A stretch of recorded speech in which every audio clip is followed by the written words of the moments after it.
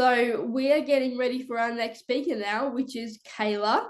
Kayla identifies as she, her, is a mother, a dog owner, so a dog mum, which I love, crafty human and out-of-the-box thinker who cares about human rights and the lived experience peer workforce.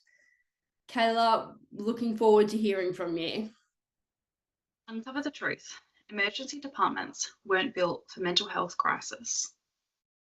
Peer support is still the link that we need to reconnect with humanity and human rights. What I'm about to share isn't my whole story, just a fragment, a moment carved out of many. It's a piece I've chosen to bring forward to this space. Perspectives. I ask that you hold it gently, listen with soft ears and an open heart. In this story, I'll speak of emergency rooms, locked wards, the healthcare system, and the police. Let me be clear, I'm not anti-biomedical. I know the dominant narrative around mental health leans heavily on doctors, hospitals, psychiatry, and psychology. And I've known kindness here too. I've met good people within that model. I've received care that's helped. So this isn't a rejection, it's a reckoning. What I offer here doesn't erase the good. It simply sheds light on the other side, the harder parts. The parts often tuck away. Trauma, the way seeking help can sometimes harm. I won't name hospitals or places. I'll keep this privacy close to me. Some systems are trying and some do better. Some officers and staff are informed and compassionate, others are not. This is not an expose. It's not about blame. It's about truth telling. It's about inviting you into one person's lived experience so that maybe, just maybe, we can widen the lens together. Here's my perspective. I've had a handful of experiences in emergency departments and a few more in hospitals, all for mental health related reasons. In just a moment, I'll share with you two experiences, my very first and my most recent. I'm not sharing these because they're easy. I'm sharing them because they are necessary. I'm sharing them because the cracks fell through at age 15. And well, 15 years later, they're still here. The cracks are still wide, they're still dangerous, and still fundamentally missing the point. Experience one at age 15, the beginning. It started with a sleepover at my best friend's house. Everyone else drifted off to sleep, while I lay here, crushing under the weight of everything. Adversity, trauma, life coming at me all at once. I reached out the only way I knew how. I called the police and told them I was having thoughts of suicide. Support, I thought. I was asking for support. What I got was, well, let's call it procedural. I was picked up in the back of a police wagon because apparently when you're 15 and in crisis, you ride next to metal bars instead of beside compassion. I felt like a criminal, like I had done something wrong for feeling pain. They took me to the emergency department because that's where you go when you're suicidal, they said. But what I found there wasn't help. It wasn't care. It was containment. I was labelled, medicated, silenced, isolated, and observed. Not once. And once, I said the magic words. Nope, I'm not thinking of suicide anymore. And I was free to go. Free to carry the same weight I walked in with, now only with a bonus trauma. Bag of meds with side effects I didn't sign up for. A safety plan written for me, not with me. And a whole new stack of labels, making me question who I even was.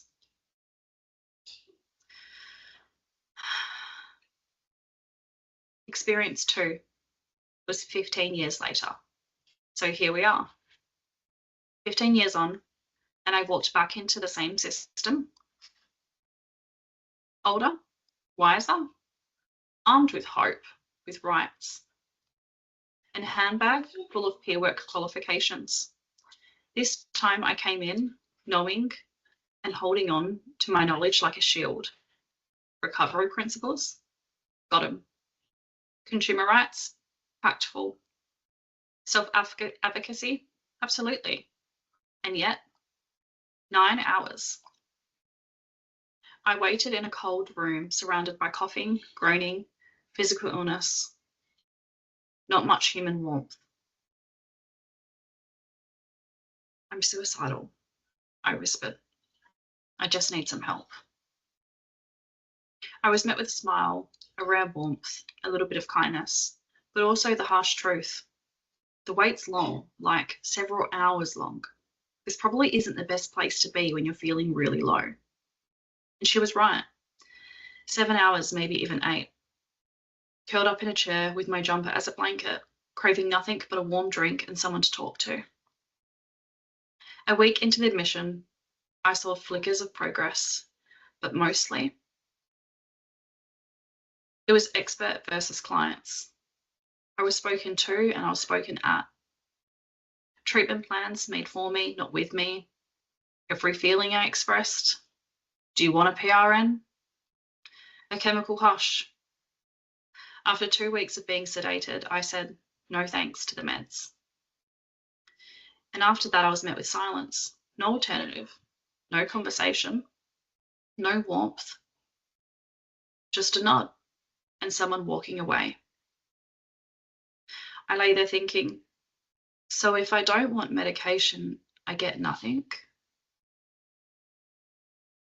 No talk, no human. And that was the moment I truly understood what they meant by containment.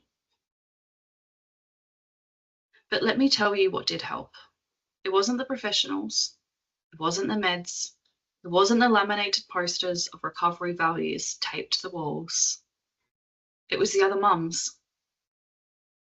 It was peer support. It was whispers between beds, tears shed over prime walks. We weren't supposed to connect. Oh no, that was risky. Because apparently 2 or more struggling mums talking might create a supernova of mental instability. Or maybe just empathy. So naturally, we broke every rule in the book. And a few we probably made up. We snuck out on walks, we shared phone numbers, we created a Facebook group called the Unhinged Mums Club. It's still going, by the way. Because what the system labelled risk, we knew as survival. And that connection, that saved me. Not the medication, not the hospital ward rounds, but the peer support. So let's be clear. Emergency departments were never built for mental health crisis. And peer support, it's still treated like it's nice to have instead of the essential service that it is. But here's the truth. Peer support isn't a luxury. It's the missing key. It's what held me together. It's what held us together. The biomedical model, it can't carry us alone. We need humanity. We need relationships. We need to listen. We need to sit beside. We need to hold space for people. We need to stop containing people and to start connecting with them. I don't share my story to share my pain. I share it to shine light. I share it to say we deserve better and we won't stop raising our voices until the system reflects the humanity it claims to serve. So, I invite you to listen. I invite you to challenge. To bend a few rules of your own if you have to. To remember that before professionalised peer support started existing across services, that it existed between person to person already. Peer support was bred and born from people like you and I, being peers and connecting with one another. No one can take that from us. We can all play a role in connecting with one another. Before peer work was professionalised, we were already doing it, and I think along the way we've forgotten that. And in my time on hospital, instead of waiting for the system or services to be delivered in a recovery-orientated human rights approach, I was left feeling disappointed. And during this experience, while I was having early morning prime strolls with other mums and late night conversations about how hard life was, did I realise that my connection increased, hope was rebirthed, and a reminder that I was not alone. Peer support will always be the missing key that we need to reconnect with humanity. Thank you so much, Kayla. I thought I'd already turned my video on, but I hadn't, so I apologize for that because I was so engrossed in your story. So I really want to thank you for sharing that. That must have been really difficult to do. And what a journey that you've been through, and to be here today to be able to share what you did go through is admirable. And it really hit me in the feels, so I'm trying to hold my own emotions inside and not be the emotional MC. But a lot of what you spoke about being in hospital was something that really touched base for me. And so thank you very much for sharing, because I think you touched on a very stigmatized area that people are very scared to talk about. But you've taken a big step forward in discussing your experience, and you should be incredibly proud of yourself. And I really hope that by discussing it, it's given you some kind of comfort. I know that speaking about these kinds of things can sometimes take you back to that discomfort, and it can be good to be uncomfortable sometimes because it does help you move forward. But at the same time, I just really hope that it's helped you take a step forward in everything that you're doing. Thank you so much, Jess. And in a way, I'm glad that it touched parts, because I think I speak on a collective point that this experience isn't just my experience, it's so many people's experiences, and people are still having this very experience now. So while I might have the power and positionality to speak from my experience here today, many others are still in the system having the same experience. So I use my voice from a collective point. Yeah, I love that. Thank you. We've had a couple of questions come through. What roles and actions do you think we can undertake to address the gaps within the system? Look, we've come a long way, and we've got a long way to go. I think while my speech was to highlight some of the gaps within the system, there is still some good occurring as well. We know that we have, beyond just our frontline peer workers that are doing the hard yards, we've got the lived experience peer designated space and scope that's been shifting here, there and everywhere and far and wide. We're covering a lot of hospitals and community mental healths now. We still haven't reached everywhere, and one peer worker in a whole hospital is not enough. We need more. Those peer workers carrying all of that in isolation, it is not enough. But while we are waiting for the peer and lived experience workforce and for more of these designated roles to kick off, I think what's important to remember is that peer work, it existed before the professionalisation of it. We were already doing it, and no one can take that from us. While I've been so stuck in the system and waiting for funding and designation of roles, forgetting that this work existed before any of the professionalisation. So we all get stuck in the flaws of the system and funding and all the democracy of it all. I think it's really important to remember that we can all still play a really important role right now. You and I can, we all can. I can be a peer to absolutely anyone, any day, any time, and I can choose to offer peer support in that really grassroots informal lens before it got made professionalised and into a role. And we can all play that part the same way that I had that experience from other mums on the hospital ward. While it was discouraged, we did it anyway, and it was that peer support that saved me. And it's that grassroots lens of that happening before the professionalisation of it that supported many others that shifted into the framework to begin with. So I think we can all take that lens and lean into that and remember that that's something that no one can take from us. Yeah, absolutely. And I can relate to there being only a single peer support worker on a ward as well, and they were a carer peer support worker, so they would contact my wife, but there was no contact with me. And I found that quite astounding in the work that I do, to not see more peer support workers within the hospital environment. It's quite staggering, and definitely something that needs to be advocated for and looked into 100%. A question's come through saying, do you think an alternative to suicide group would have helped you?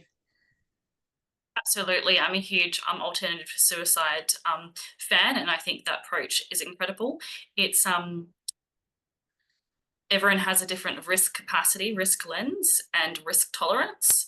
And I think the smaller the tolerance is to sit with what we classify as risk and thoughts of suicide, or hearing other people say, I'm suicidal, the more harm that's been occurred to me when I've had people not be able to sit with that, and they're dismissive of it, or here's PRN, or here's a hospital approach, but someone that can truly go, what do you mean by that? What does that look like for you? And sit and hear, what does it mean behind the literacy that I'm using of being suicidal? What does it feel like? What experience are you going through?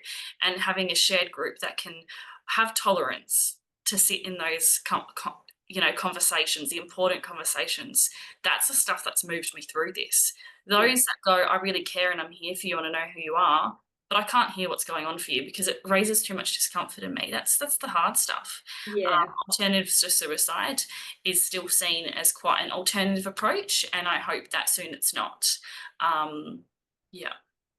Yeah, because if we don't speak about it, nothing ever changes, does it? So if it continues to become this taboo, stigmatized topic, then we're never going to be able to move forward with reducing the suicide rate within Australia, or reducing the fact that people like yourself and me who have been through situations where we felt suicidal and had to go into hospital wards. Like, we're never going to be able to reduce the stigma around that, and I think that's so important. What would you recommend to someone who is in crisis? Now, that person's followed up with the note saying obviously not going to ED. What would you recommend to someone who is in crisis? That's interesting. I'm hearing that, but I'm also hearing the follow-up saying obviously not go to ED. I'm not anti-biomedical. Sometimes hospitals has been exactly what I've needed and have saved me. So have psychiatrists and psychologists, and they can play a real important role as well. And there's some brilliant ones out there. But I think when someone is going through distress, they're the only person that's going to know what they need. No one else can tell that person. So I suppose when someone is going through extreme distress and comes to you and asks what to do, maybe don't tell them to go to hospital, or tell them to go to an alternatives to suicide group, or tell them what to do. Ask them what they need. They might not want to do anything with it. Sometimes people say, I'm suicidal and I'm struggling, because they want someone to hear them. They want someone to be with them, to be present with them. So maybe sit in that conversation for as long as you can, possibly, and just be human and give time and space, and just hear them, because it might not be an outcome of what they need. It could be that they don't want to do anything with it. They just wanted to tell you. They wanted someone to sit and share space and time with them, and to hold that space with them. That could be what they needed. So to not always go to action, what do we do with this? Maybe how do we be with this? Yeah, no, I completely agree. Having someone who has never used peer support, either formally or as you did, my main question is, how, as peers, can we support each other whilst also not becoming traumatized ourselves? I'm not against it. I'm just aware that it could be more damaging for me. I hope that makes sense. That totally makes sense. I have done training called intentional peer support, and I'd recommend anyone to look it up. But I think we all have a role to play, but a role to play is a choice. You can intentionally choose to provide peer support and be a peer to one another. But we also have a responsibility, not to other people, not always to other people, but also for ourselves first. So just like the oxygen mask method, I suppose, if you're struggling and you know your capacity, and if you've got concerns of can I even hold space, then that's only a question you can ask yourself. If you don't have capacity, you don't have capacity.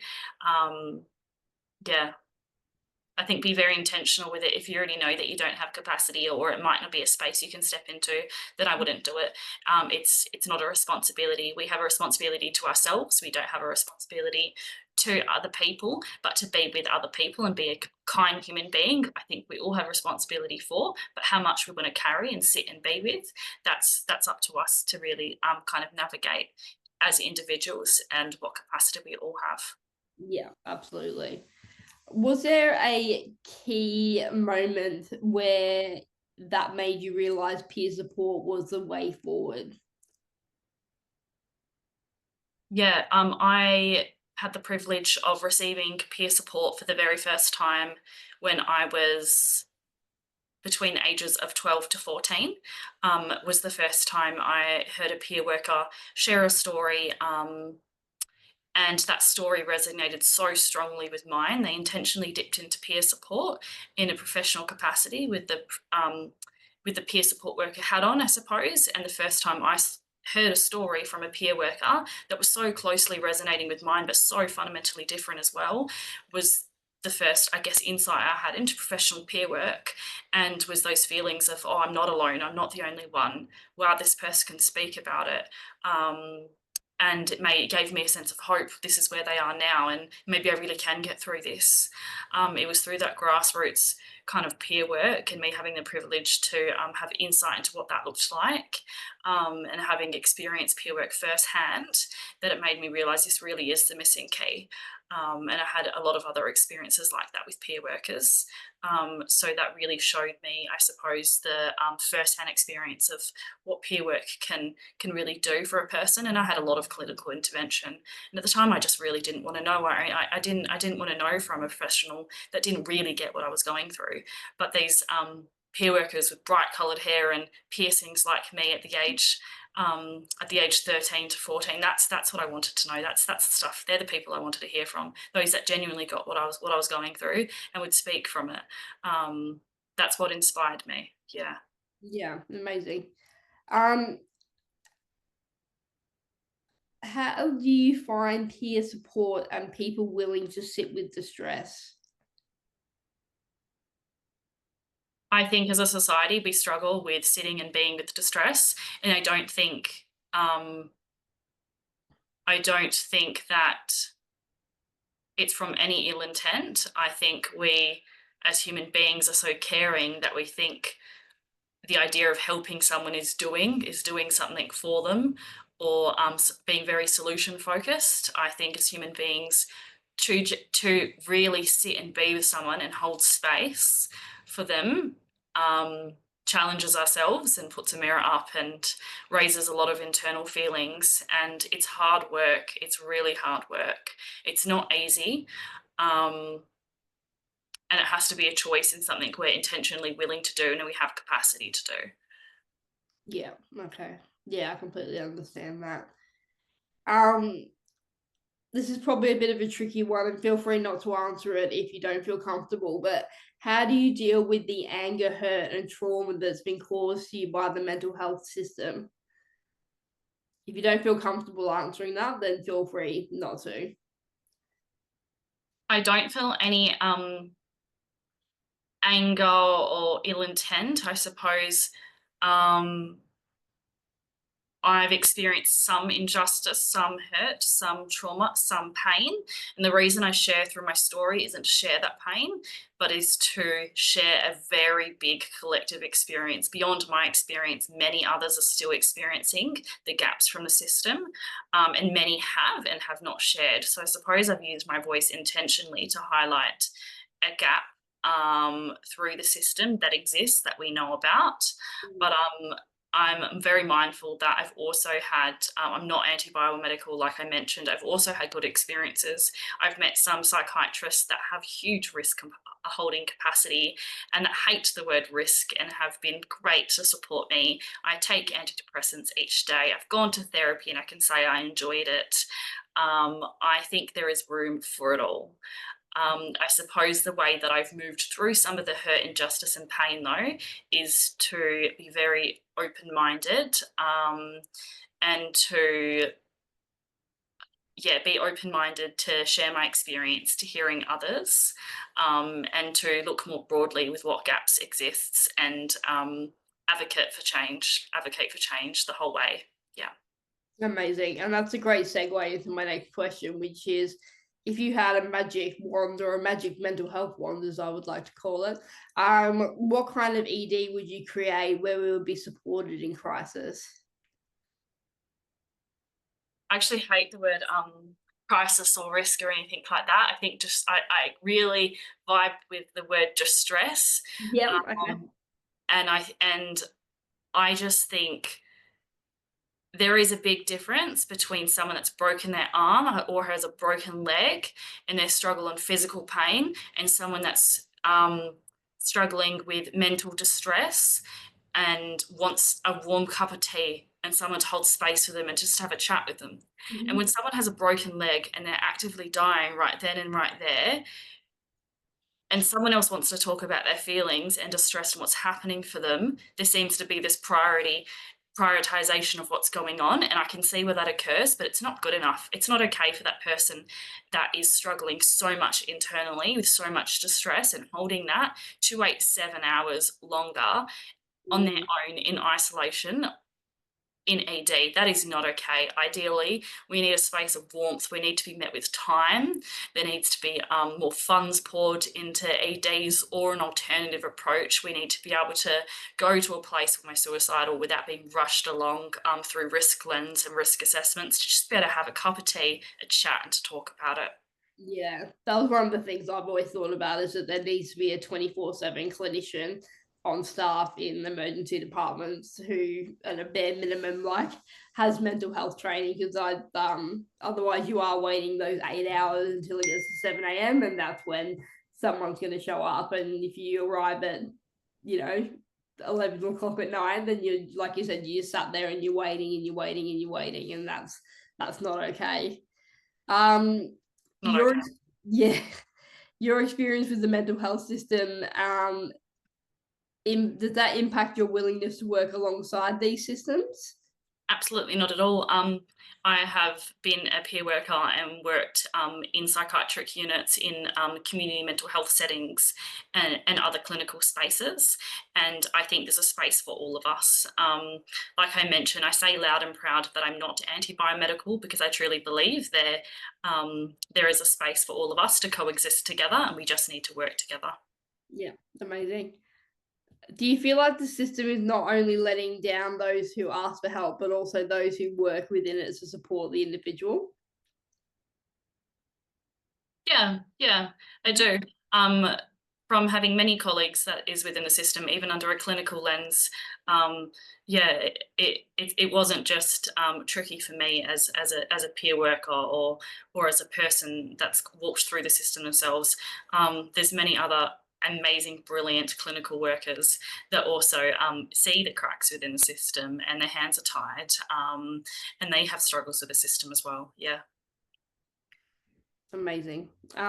So this is an interesting question from somebody who said, my psychologist asked me, do you feel more damaged by the mental health condition or the mental health industry? And I wonder how you feel about that question. Yeah, well, until someone threw a diagnosis and medication at me, I was just experiencing life adversity, trauma, and my own internal dialogue of distress, and what was happening. So I suppose I absolutely feel the problem for me was recovering from the labels, the medication side effects, my time in ED and hospitals for the most part, because although they weren't all negative experiences, when they were bad and they stayed with me. Yeah. I suppose I spent more time recovering from that than I did with the experience itself. I think the experience itself, I can hold time and space for the DSM and why we have that approach, but I don't always think that approach serves a purpose and is healing for everybody, and it certainly wasn't for me. Yeah, 100%. Kayla, thank you so much for your honesty and for your vulnerability in sharing your story and for answering all the questions that have come through from the audience.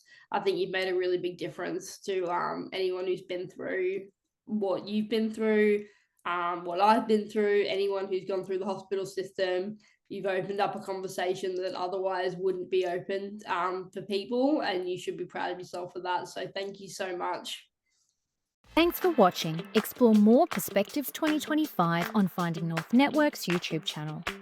Find out more by visiting findingnorthnetwork.com.au or email info@findingnorthnetwork.com.au.